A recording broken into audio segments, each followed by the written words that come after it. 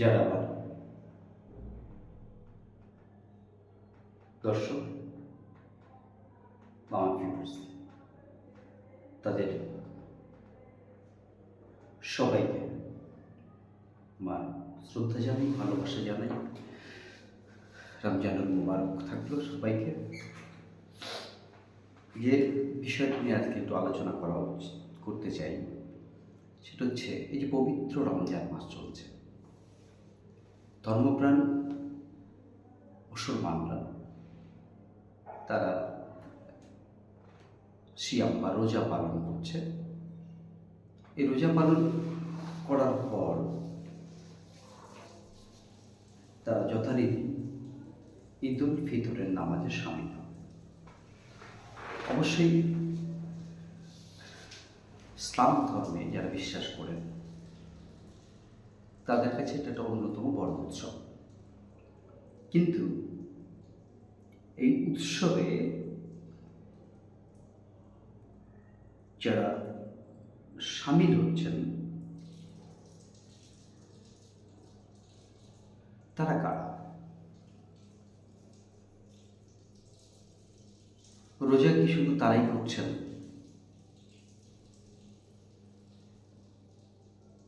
আপামর ধর্মপ্রাণ মুসলমানরা যারা রোজা বা সিয়াম পালনের সঙ্গে যুক্ত, তাদের সকলকে কি ঈদগাহের ময়দানে দেখা যায়? বুঝতে পারছেন আমি কাদের কথা বলছি? ইসলাম ধর্মে বিশ্বাসী, বিশেষ করে ভারতবর্ষের, বিশেষ করে পশ্চিম বাংলা বড় অংশের মানুষ যারা নারী বলে পরিচিত। নারীরাও রোজা করছেন, নামাজ পড়ছেন, তারাবি করছেন, পাশাপাশি তার সংসারটাও সামলাচ্ছেন। যারা ইফতার করবেন তাদের ইফতার সংগ্রহ করা, জোগাড় করা, তারা ইফতার যা যাবতীয় ওই জায়গাটার দরকার, পরিবেশ বা পরিচ্ছন্নতা বা পাক প্রক্রিয়া সব কিছু কিন্তু তারা করছেন। পাশাপাশি ঘর সামলাচ্ছেন, ছেলে মেয়ে সন্তান স্বামীকেও সামলাচ্ছেন, রোজাও পালন করছেন। এই অংশটাকে আমরা কিন্তু ঈদ উল ফিতরের ময়দানে দেখতে পাই না। প্রশ্ন হচ্ছে এটাই, একজন পুরুষ তিনি রোজা করুন বা না করুন, সবাই রোজা করেন তা নয়, করুন বা না করুন, যারা করেন বা না করেন তারা প্রত্যেকেই ঈদ উল ফিতরের মাঠে, ঈদ উল ফিতরের ময়দানে হাজির হন, নামাজ আদায় করেন। প্রশ্ন হচ্ছে মেয়েরা কেন? ইসলাম কি বলছে মেয়েদের? তার ঈদগাহে যেতে পারে না। পাশাপাশি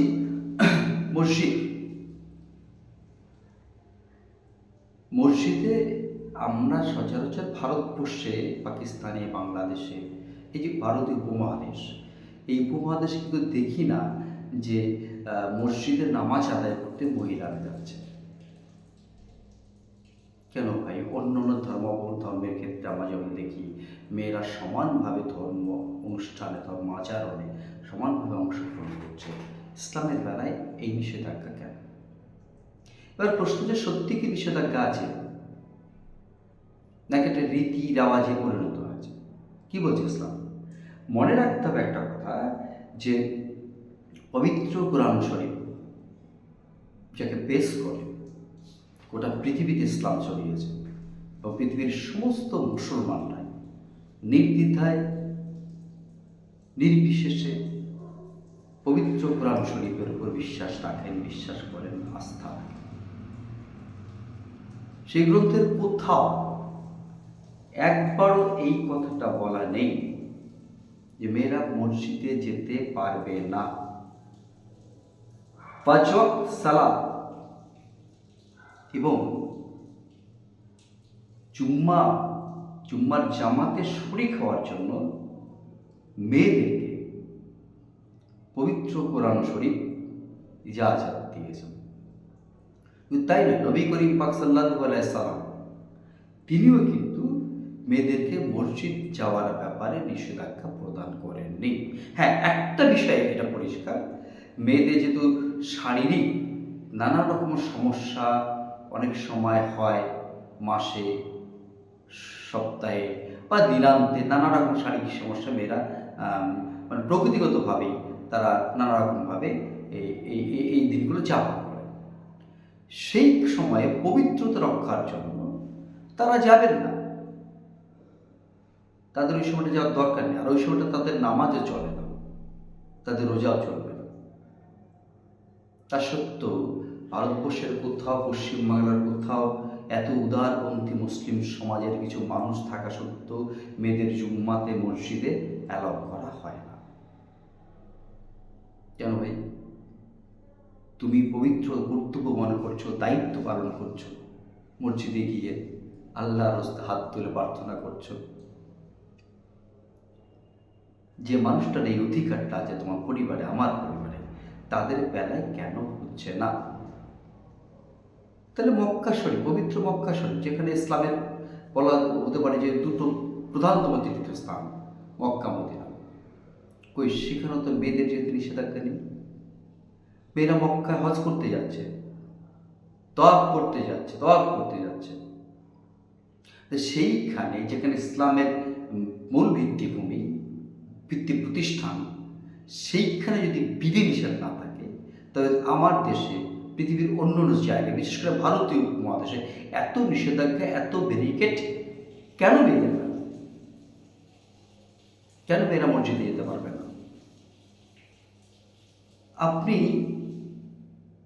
সারা মাস রোজা করে বা না করে ঈদের দিন আনন্দ ভোগ করবেন, পেট পুরে খাবেন, আর সারা মাস রোজা করে আপনার জন্য রোজার দিন, রোজার পরের দিন, তারপরের দিন বাড়িতে বসে রসুই পাকিয়ে মেয়েরা 1 মাস রোজা করার পরে ক্লান্ত শরীরে আপনার সেবা করবে। হচ্ছে ঈদগার মাঠে যাওয়ার অধিকার আপনি তাদের কেড়ে নিয়েছেন। এই অধিকার আপনাকে কে দিয়েছেন? পবিত্র কোরআন শরীফ এই অধিকার দেয়, নবী করিম সাল্লাল্লাহু আলাইহি সাল্লাম এই অধিকার দেয়। তারা মেয়েদের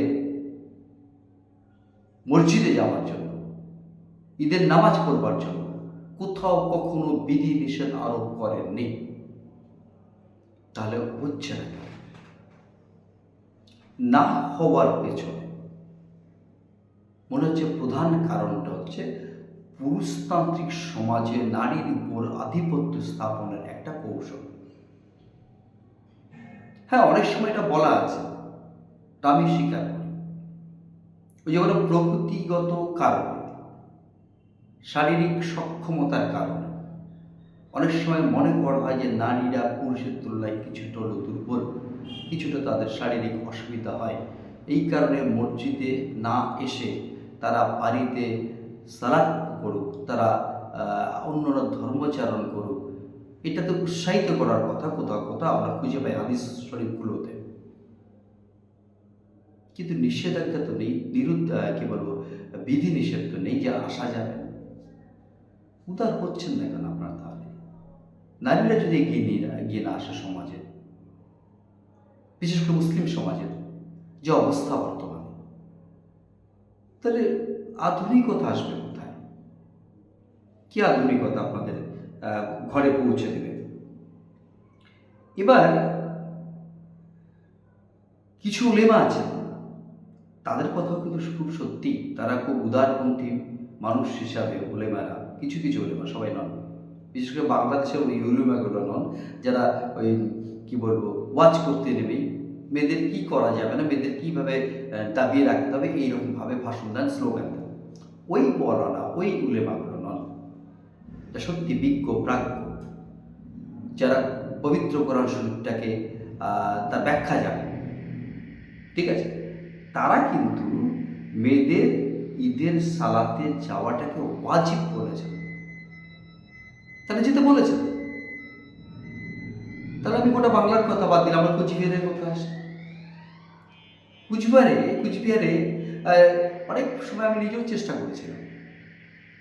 কুচবিহারের 2-1 আমার স্থানীয় দাদা আছেন, তাদেরকে নিয়ে যেটা উদ্যোগ নেই, কিন্তু অনেকেই সাহস পাননি। কেন সাহস পাইনি? এই যে বললাম, নিছক একটা ধর্মান্ধতার, নিছক একটা গোড়ামির জন্য সমস্ত রীতি রেওয়াজ পালন করার পর পবিত্র ঈদুল ফিতরের দিনে আমাদের বাড়ির মেয়েদের, মায়েদের, বোনেদের ঈদগাহের ময়দানে যাওয়ার উপর বিধিনিষেধ না থাকলেও কোনো উপায়ান্তর থাকে না। এই যে বলা হচ্ছে যে অনেক সময় উদাহরণ দেওয়া হয় যে বর্তমান যুগ ফিতনার যুগ, এখানে মেয়েদের নিরাপত্তা নেই, এসব কথা বলে ঈদের সালাত থেকে মেয়েদেরকে বিরত রাখবার যে প্রয়াস, এই প্রয়াস তো নিজেদের দুর্বলতা। যুগে যুগে আমরা দেখেছি, আপনি আপনার পরিবারকে নিরাপত্তা দেবেন, আপনার বন্ধুকে নিরাপত্তা দেবেন, আপনার প্রতিবেশীকে নিরাপত্তা দেবেন, সেই দায়িত্ব যদি আমরা পালন করতে না পারি, তাহলে ওই সমস্ত উদাহরণ দিয়ে লাভ নেই। আমি কুচবিহারে যারা, বিশেষ করে কুচবিহারে আমার মায়েরা আছেন, বোনেরা আছেন, তাদেরকে একটু সক্রিয় হতে বলছি। চলুন, রমজান মাস চলছে, সত্যি ঈদের নামাজ আমরা আদায় করতে পারি কিনা আপনার আওয়াজ তুলুন। আপনারা সংগঠিত আমার মতো অনেক মানুষ আপনাদের পাশে দাঁড়ান, নেতৃত্ব দেবে। পাশাপাশি যে কথাটা বলছি যে ইসলামিক আইন সম্পর্কে বিশ্বব্যাপী মসজিদে নারীদের প্রবেশাধিকার থাকলেও ভারতবর্ষে প্রবেশাধিকার আদায় করতে গিয়ে সুপ্রিম কোর্টে মামলা হয়েছে।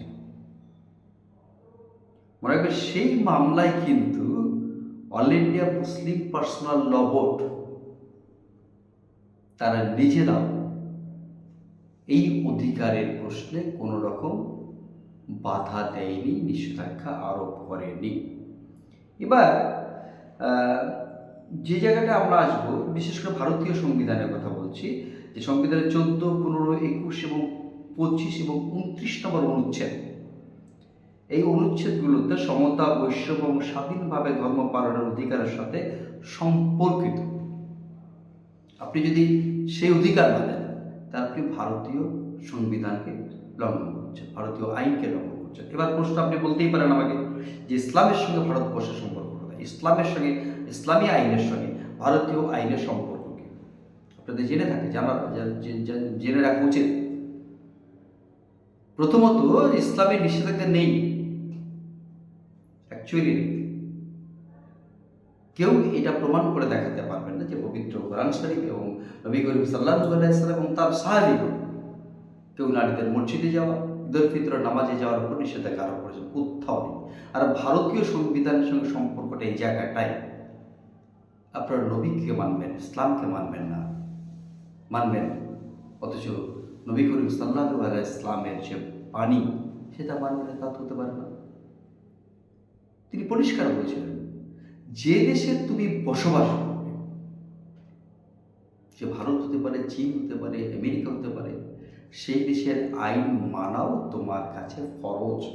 আপনি নামাজকে যদি ফরজ মনে করেন, রোজাকে যদি ফরজ মনে করেন, তাহলে এই দেশের আইন মানাটাও আপনাদের ফরজ। এই আইন বিরোধী পদক্ষেপ আপনারা গ্রহণ করছেন আমাদের মুসলিম মায়েদের, মেয়েদের, নারীদের এই অধিকার থেকে বঞ্চিত করে। প্রশ্ন হচ্ছে যে অনেকে বলেন যে আরবি, এটা আমি নিজেও বলি, আপনার মাতৃভাষা বাংলা, আমার মাতৃভাষা বাংলা, আরবিতে আমরা কেউ কথা বলি না। আমার তো আরও একেবারে কোচবিহারের একদম কামতাপুরি ভাষা, এই জাং খাং ঘটে গেছিস, কুম্বলা আসছিস, কী করে ধরছিস, এই ভাষায় আমি রপ্ত, বাংলা ভাষায় আমি রপ্ত, আমি আরবি বুঝবো কি করে? এবার কেউ কেউ এরকম মত পোষণ করেন যে মুসলমান হলে তাকে সালাত, নামাজ পড়তে গেলে তাকে আরবিতেই সূরা, আমাদের ভাষায় সূরা বলা হয়, সংস্কৃত ভাষায় শ্লোক হতে পারে, মন্ত্র হতে পারে, সূরাগুলো আরবিতেই উচ্চারণ করতে হবে। আপনি যদি পরলোক বিশ্বাস করেন, আপনি যদি মুসলমান হন, তাহলে কবরে শায়িত করার পর যখন আপনার জানাজা সেরে মানুষ পা বাড়াবে কবর থেকে, কবরের বাইরে থেকে, তখন মনকির নকির দুজন ফেরেশতা, তারা এসে আপনাকে জিজ্ঞেস করবে যে কথাগুলো, সেগুলো আরবিতে। এবার মনে করেন আপনি বাংলা ভাষার লোক, আপনি আরবিতে উত্তর দিতে পারলো, আপনি আরবি ভাষা বুঝলেন না, জানলেন না, আপনি কি উত্তর দেবেন? পবিত্র খোদা তাআলা যদি গোটা বিশ্বে, গোটা ব্রহ্মাণ্ডের অধীশ্বর হন, মালিক হন, তিনি যদি সৃষ্টিকর্তা হন, তাহলে পৃথিবীতে এই যে ভাষাভাষী মানুষ, জনজাতি, তিনিই তৈরি করেছেন। তিনি সব ভাষায় বুঝবেন।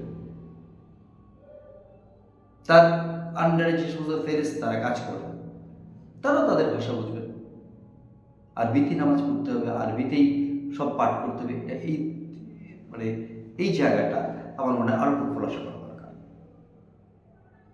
হযরত মুহাম্মদ সাল্লাল্লাহু আলাইহি সাল্লাম আরবের অধিবাসী ছিলেন। সেই দেশের ওই অঞ্চলের মাতৃভাষা ছিল আরবি, আরবি। শুধু তার কাছে যখন উপরওয়ালা আল্লাহর কোনো ওহী আসে, পানি আসে, সেটা যখন নাজেল হয় তার উপরে, তিনি যে ভাষাটা বুঝেছেন, বুঝতে সেই ভাষাতেই তাকে বোঝানো হয়েছে। ফলে গোটা পৃথিবীতে এরকম একটা প্রচার দাঁড়িয়ে গেল, মুসলমান মানে আরবি ভাষায় এই করতে হবে। কে বলছে আপনাকে? আপনি নিজেই তো প্রতিদিন আরবির বাইরে গিয়ে জীবন আচরণ করছেন, আপনি নামাজ পড়তে যাচ্ছেন, কে বলছে আপনাকে নামাজ পড়তে যেতে হবে? কোথায় আছে কোরআন শরীফে নামাজ শব্দটা? কোথায় আছে দেখাতে পারবেন? যে দিনে 5 বার যেটা আপনি নামাজ বলছেন, কোথায় নামাজ শব্দটা আছে? কোথাও। সেটাকে সালাত বলা হয়, সালাত। নামাজ পুরোপুরি একটা ভারতীয় শব্দ, যাকে বিশ্লেষণ করে দাঁড়ায় নম আজ, অর্থাৎ উপরওয়ালার কাছে তুমি আজকেই নত হও, এই মুহূর্তে নত হও, প্রতি মুহূর্তে নত হও। নামাজ।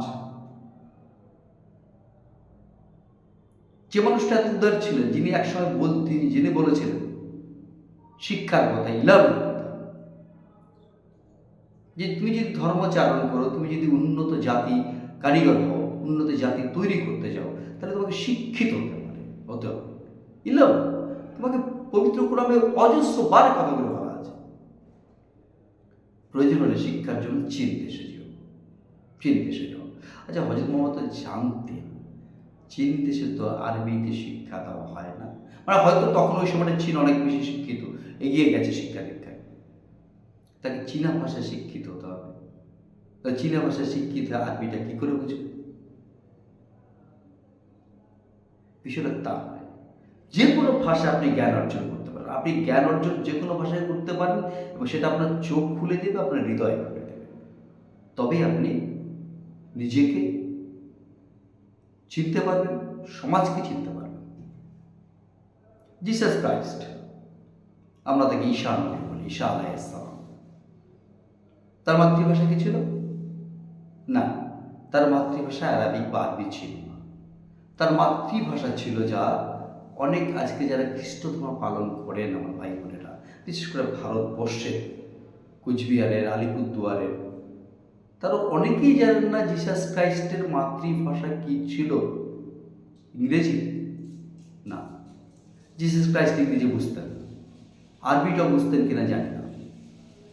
তার মাতৃভাষা ছিল অ্যারামাইক। এখনো মধ্যপ্রাচ্যের কিছু কিছু মানুষ অ্যারামাইক ভাষায় কথা বলে। এবার বাইবেল ঈশ্বরের বাণী, আল্লাহ তাআলার বাণী, মুসলমানরাও বিশ্বাস করে, খ্রিস্টানরাও করে। জিসাস ক্রাইস্ট যদি অ্যারামাইক ভাষাতে বুঝতেন, সুতরাং এঞ্জেল জিব্রাইল তাকে অ্যারামিক ভাষাতেই ঈশ্বরের উপদেশ প্রদান করেছেন। এখন বাইবেল মানে ইংরেজি, গোটা পৃথিবী জুড়ে আমেরিকা, ইংল্যান্ড, ইউরোপের বিভিন্ন দেশ বাইবেল মানে ইংরেজি পড়তে হবে। কেন ভাই? কারণটা হচ্ছে ইউরোপের মাতৃভাষা অ্যারামিক নয়, সুতরাং মূল বাইবেলকে তারা নিজেদের ভাষায় ট্রান্সলেট করেছে। তার ফলে যেটা হয় আমি বলছি, এই মূল অ্যারামিক ভাষায় বাইবেলটাকে ট্রান্সলেট করার ফলে কোথাও কোথাও কি বলবো, একটা বিভ্রান্তি, ব্যাখ্যাগত বিভ্রান্তি তৈরি হয়েছে বাইবেলকে কেন্দ্র করে। কারণ দু ধরনের অনুবাদ, একটা হচ্ছে আক্ষরিক অনুবাদ, আর হচ্ছে ভাবানুবাদ। এই দুটোর মধ্যে যখন কোনো মেলবন্ধনের অভাব থাকে তো মূল বক্তব্যটাই বদলে যাওয়ার সম্ভাবনা তৈরি হয়।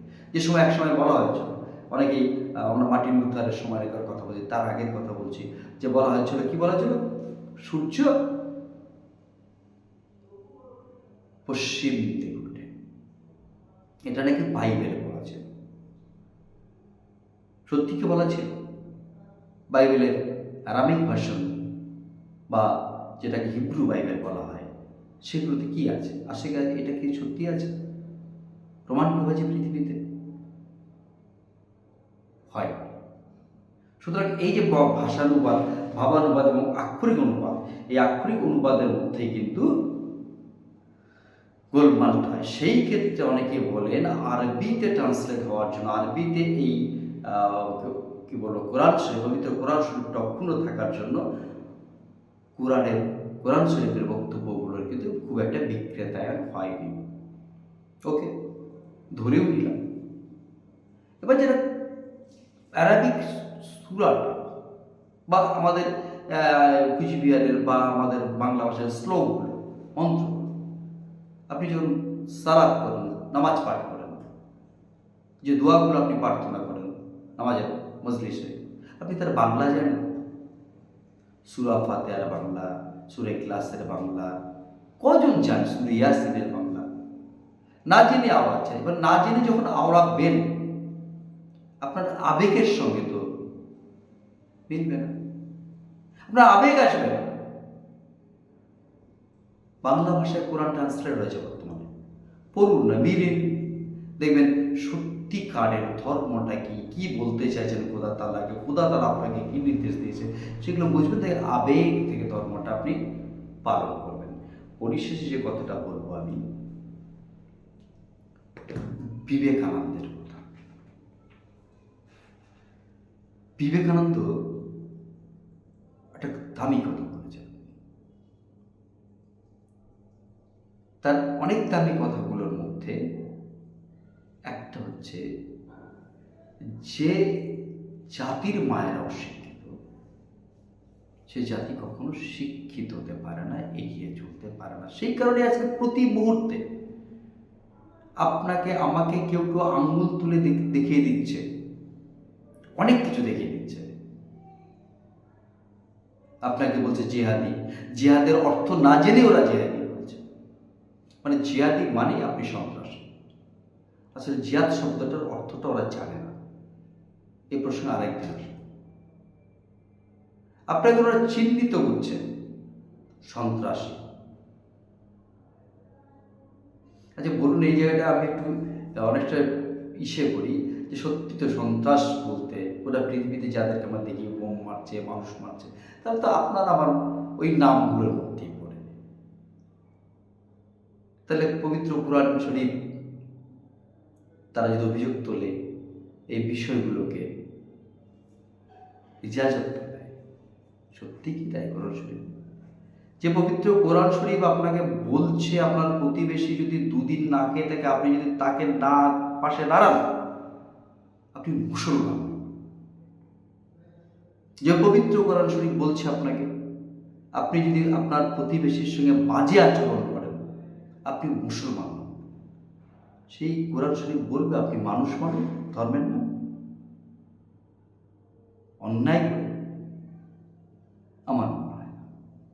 সুতরাং এই যে ভ্রান্ত ধারণা দূর করবার জন্য দায়িত্ব প্রথম নিতে হবে আমাদের সমাজের যারা কারিগর তাদেরকে, আমাদের আলেম ওলামাদের প্রতি শ্রদ্ধা রেখে বলছে তাদেরকে আরো আরো বেশি একটু লেবার হতে হবে। তাদেরকে আমরা মানি, অনেকে মানে তাদের কথা শুনে, তাদেরকে এগিয়ে আসতে হবে। হোক না এবার কুচবিহারের আলেম ওলামারা এগিয়ে আসুক ঈদের মাঠে, ঈদের গায়ে আমাদের কুচবিহারের মহিলারা পাবার আলেম ওলামারা এগিয়ে আসুক। আমি অ্যাপিল করছি তাদের কাছে, ইসলামের বার্তা শুনে যদি সত্যি সত্যি আপনি ধর্মাচরণ করেন,